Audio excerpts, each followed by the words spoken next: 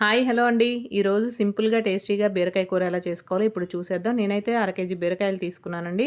తీసుకొని అవి పైన పొట్టంతా తీసేసి నీట్‌గా కడిగి ఇలా చిన్న ముక్కలుగా కట్ చేసుకొని పక్కన పెట్టుకోవాలి. ఒక మీడియం సైజు ఉల్లిపాయ కూడా కట్ చేసుకోవాలి.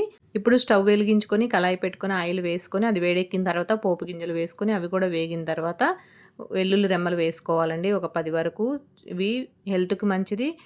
నూనెలో వేగినవి చాలా రుచిగా ఉంటాయండి.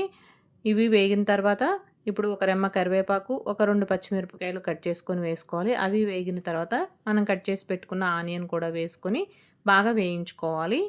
అది వేగిన తర్వాత కొంచెం పసుపు వేసుకొని ఇప్పుడు మనం కట్ చేసి పక్కన పెట్టుకున్న బీరకాయ ముక్కలు కూడా వేసుకోవాలి.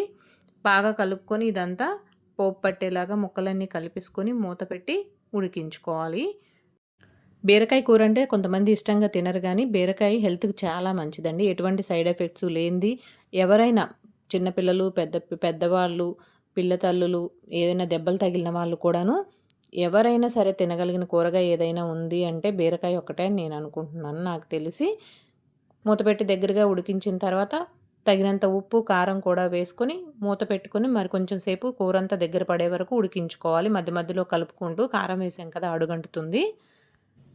ఎటువంటి మసాలాలు వేసుకోనక్కర్లేదు. ఇందులో చాలా రుచిగా ఉంటుంది. చక్కగా లేత బీరకాయలు పోపు పెట్టుకొని ఉప్పు, కారం వేసుకుంటే చాలు చాలా రుచిగా ఉంటుంది.